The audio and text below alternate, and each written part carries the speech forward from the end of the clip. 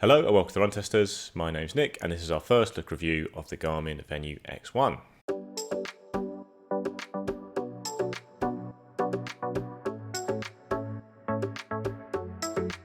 So the Garmin Venu X1 is an all-new watch from Garmin that's come a little bit out of nowhere. I think it's fair to say, it is a watch that brings a very new design to the range with this very thin square shape and sits at the top of the Venu line, but brings in lots of top sports features from models like the Forerunner 970 and Fenix 8 to what is, I think, a quite different option within the Garmin range that might appeal to a whole new range of people or attract people to the Venu line who perhaps haven't considered it in the past. So the design is wild and the price is pretty wild too with the Venu X1. It costs £679.99 in the UK and $799.99 in the US. So it's even more expensive than something like the Garmin Forerunner 970, and a lot more expensive than previous models of the Venu. So when it comes to the design, the star of the show is undoubtedly this huge 2-inch AMOLED display that is very big. It's bigger than anything else in the Garmin watch range. It's even bigger than the display on the Apple Watch Ultra. And it's also extremely bright. Like we saw with the Forerunner 570 and 970 watches that came out recently, Garmin had really bumped up the brightness of its AMOLED displays, and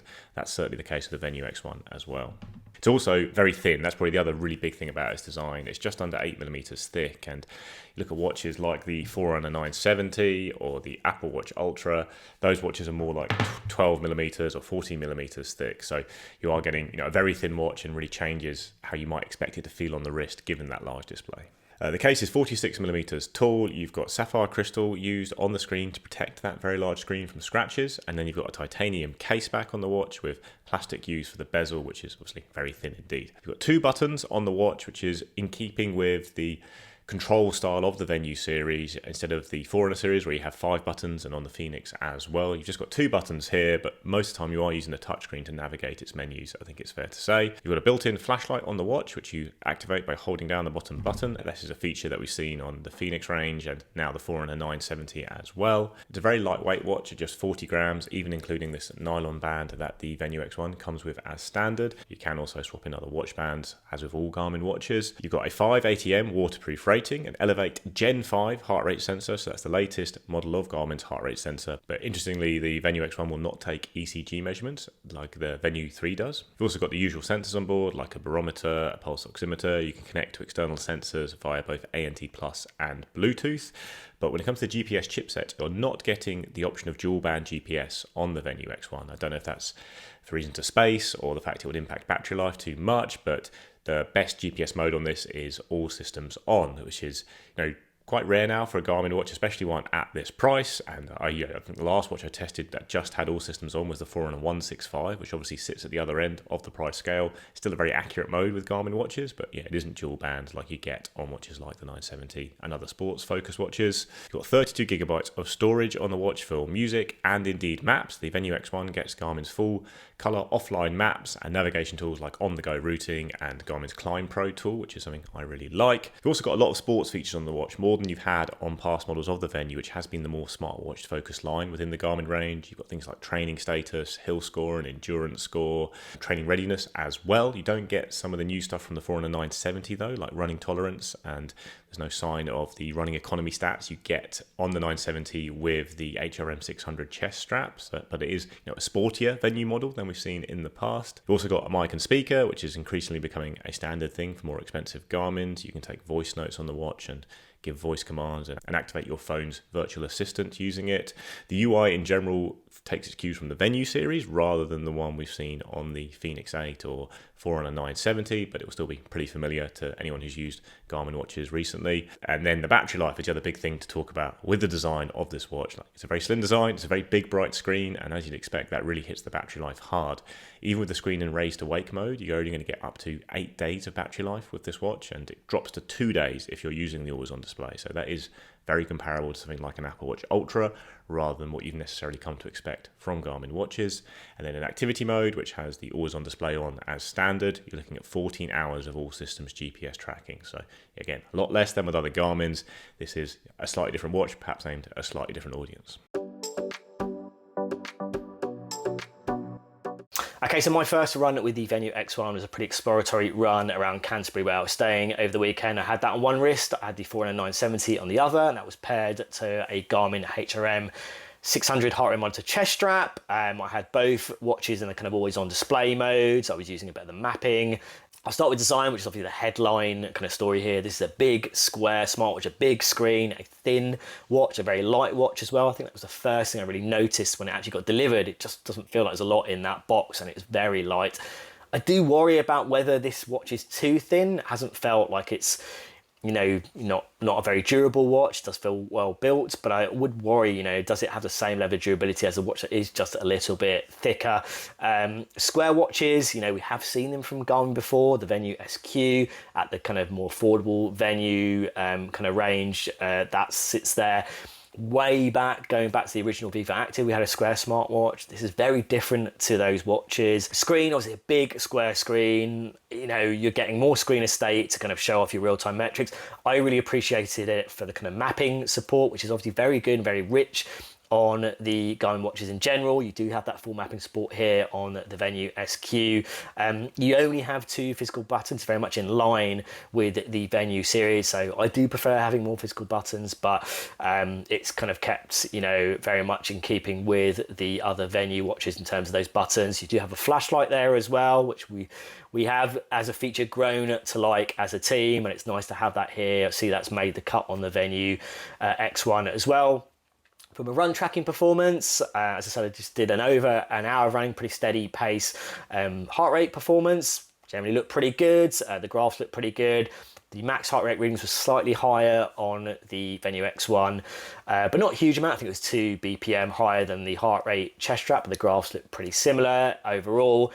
GPS performance, you're not getting the latest kind of multi-band support that Garmin does offer on things like the 970 and the Fenix line, and you know, and also things like the Apple Watch Ultra 2, which sit around the price range of the Venu X1. The GPS looked pretty good, kind of real-time metrics, average pace, distance tracking in general was fine. Looking at those GPS tracks afterwards, definitely was, you know, didn't entirely match up to the Forerunner 970. So, you know, I think, you know, from a GPS point of view, definitely isn't going to be the best that Garmin has to offer. In terms of battery life performance, definitely a notable drop in terms of that battery life performance in that kind of always on display mode against things like the Forerunner 970. You know, I think it was well over 20% in terms of that battery drop. I obviously was using mapping during that time as well, but definitely seems more severe than, you know, other AMOLED display watches in Garmin's range. It doesn't feel as bright to me as the 970 and the 570, but it is still a bright kind of visible screen to kind of look at. But it clearly does, having that big display does mean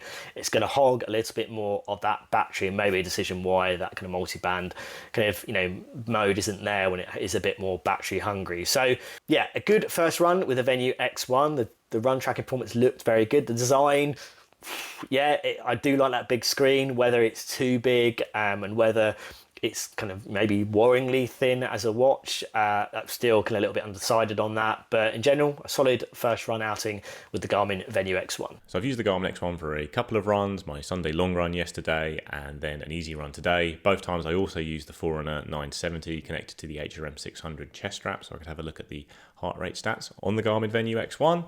The first thing to talk about is the design. It's pretty extraordinary, even on paper, but in real life, you know, it's even more so. That screen really is very big, and it does take up your whole wrist, really, when you're looking at it, especially if you've got fairly thin wrists like I do. You know, it is a very big watch to have on your wrist, but it doesn't feel so big because it is so thin. Like, it does sit against the wrist very comfortably. It doesn't feel heavy or anything like that because it is such a lightweight watch. It doesn't feel too big on the wrist even, but it's just a bit of a surprise when you then turn your wrist and there's essentially like a TV screen there staring back at you. It almost reminds me of the early days of something like the iPod video, where we'd all crowd around and watch, you know, Scrubs episodes on a very small screen. This is a screen that almost feels as big as that. It's really big and it's really bright. Like, I've had to turn the brightness down to the minimum setting, you know, partly for battery life, but it's just unnecessarily bright. Like, even in the lowest setting, it's a very bright and easy to read screen. Like, even activities out in bright sunlight, there's, I think, no need for these max brightness levels that Garmin have put on this watch. Like, I was very happy to turn it down, and that's something that will help with battery life a little bit, which is definitely a weak point on the watch, as we'll come on to. I would also say the thinness on the watch almost makes it feel a little bit less substantial, maybe. I think there's definitely a case that some people will actually prefer the slightly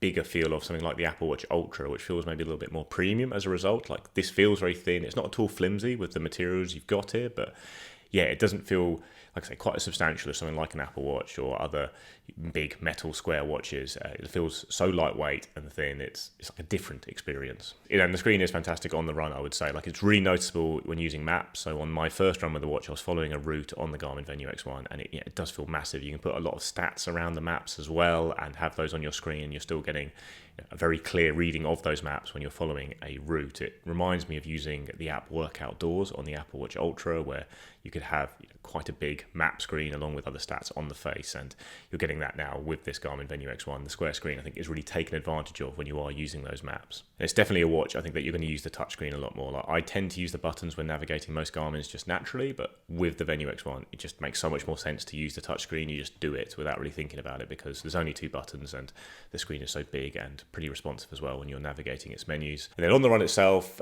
all the stats and tracking look pretty good, very much in line with the Forerunner 970. My first run, I did have the watch freeze on me for a few minutes. Actually, was still tracking in the background and produced all the stats, and it didn't happen at all on my second run. This is still before the watch is released. We're getting software updates coming through to it, so it's not really, I think, completely settled yet. And I think we're seeing that as well with some of the battery drain on the watch so far. I still think there'll be a few updates to work around that battery life, like there was actually with the Forerunner 970 and 570 when they came out. Garmin has since released a software update to improve the battery life. I think we'll probably see a bit of that on the Venu X1 as well. So that short freeze is not something I'd really worry about with the watch. It hasn't happened again. I'll obviously keep an eye on it, but I think that's just more the fact that I'm testing this watch before its official launch and it's still getting a bit settled. But it didn't affect the fact I still got a fully tracked run with it, and the distance was bang in line with what I got from the Forerunner 970. The heart rate was also bang in line with what I got from the Garmin HRM 600 chest strap. I think the heart rate monitor is going to be fine here. It's the Gen 5 sensor we've seen on a lot of Garmin watches. That has always been really good for me in testing. Not having dual band GPS, it's a bit of a shame. Like, I don't think it's really necessary most of the time and for most people, including myself, but if I see dual band GPS, I'm always going to use it. I always want the most accurate possible GPS mode, and I was using it on the Forerunner 970. Didn't really change any of the distance stats or the pacing stats really on the watch, I would say, but there was a couple of out and back sections on the run, one deliberate and one where I went the wrong way, even with having maps on my wrist, that's on me, where the 970 just looks a little bit more accurate, because with the Venu X1 I get a slightly bigger loop around along the path. Obviously I just went actually down the centre of the path one way and down the centre of the path the other way, which is a bit more accurately reflected on the 970. But for the most part, I think that multi-band GPS won't be a big miss unless you are running in big cities a lot of the time or in kind of canyons. I think it makes a big difference as well, but it's nice to have that option, and it's a shame it's not on the Venu X1. And then onto the battery life, because early on, this is draining even faster than you'd expect, given Garmin's estimates. Like I said, I've turned down the brightness now, but I was getting the enable battery saver thing at like 47% and stuff like that on the watch, because it suggests it's got less than a day left and all that kind of thing. And then on the run, it's burning quicker than it's meant to, given that you're meant to get 14 hours of all systems battery life. So on the first run, I had it on the map screen a lot, which can sometimes, increase battery drain. I think it was burning at a rate where it would see it empty in about 7 hours. And then on my second run today, it was more like a rate that would burn out at like 9 or 10 hours. So again, I think the battery life's still settling a bit. I think there'll be updates. You probably will end up getting those 14 hours that Garmin has listed it at, but it's a watch that plows through battery life, and you are going to have to adjust to that if you're a Garmin user who's always had watches that last over a week. This is one where you're going to be thinking about charging it every other night, or even if you have the raised awake on, you're going to have to keep an eye on it and charge it every few days, I think. So yeah, it's a different style of watch for sure. You've got big screen, and that comes at the cost of battery life, and that's much more in line with true smartwatches than Garmin's usual more sporty base.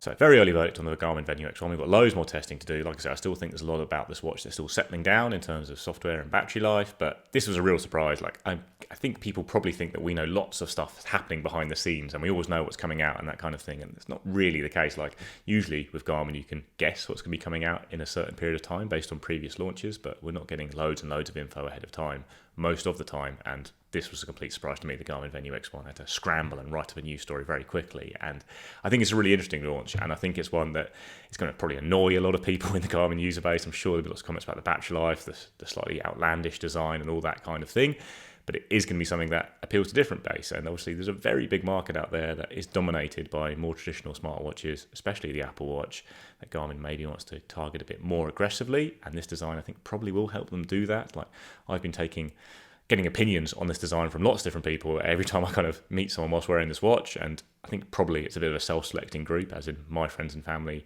probably will perform more adventurous, outdoorsy style watches, just the classic Garmin round design, that kind of thing, and aren't very, very into tech, but I quite like it. I'm going to say that. I think it's growing on me, not literally, thankfully, because it is a really big watch already, but the design appeals to me more and more. It's just because it is so thin and it does feel lightweight, and you are getting a huge screen, and I really like the way it looks on the run, especially with those maps. So I think this will appeal to lots of people. A proof will be in the pudding and how it sells and everything, but I think it's a really interesting and novel approach that Garmin's taken here compared to the rest of its range. I will say though, if you are going to go after that smartwatch crowd, I think you do need other things that you are getting with smartwatches. Like Garmin has useful smart features on here, like music storage, NFC payments, but these are the things that we've seen on all their watches for a long time, and it doesn't have cellular connectivity, which you are getting on true smartwatches like the Apple Watch, which does mean you are less linked to your phone than you are with this watch, and it also doesn't have a very big app store. And this big screen is amazing, but you want to play with it all the time, you want to interact with it, but actually it's not loads you can do with it because there aren't loads of apps on here like there are for the Apple Watch and that kind of thing. So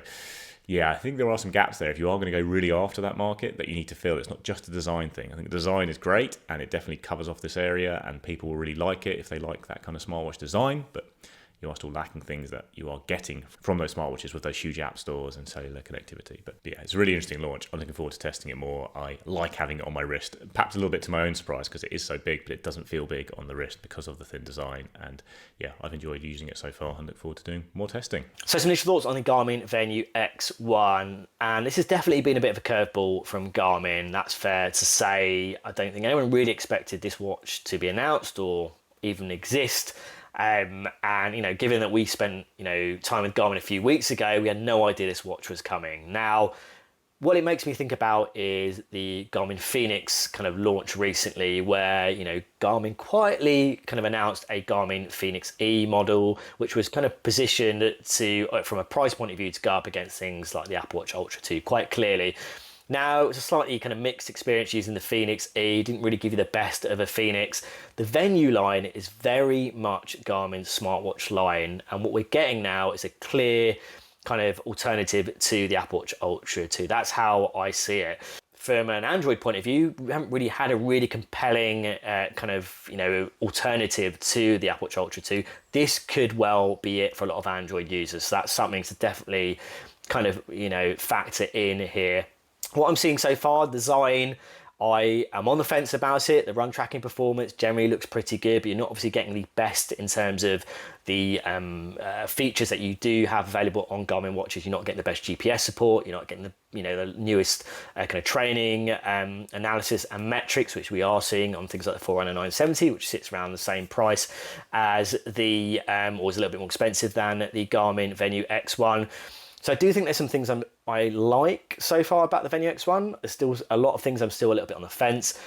The battery life, being in line with the Venu series is something I am a little bit concerned about. Definitely that trend of the battery life numbers in general dropping on Garmin watches, and you look at it up against things like the Forerunner 970 and the Fenix line, AMOLED display ones, then you're definitely going to get less, or going to get less battery life in the Venu X1 compared to those watches. So definitely one that has felt good to live with so far. Will it be a watch that I'll want to use long term over other Garmin watches, over something like the Apple Watch Ultra 2, which does probably give you a little bit more in terms of the smartwatch ecosystem? That's definitely something intrigued to find out. But so far, so good on the Venu X1. Definitely a very different proposition from Garmin more recently. And will it be a good decision by Garmin to do a big square smartwatch in the shape of the Venu X1? I look forward to finding out.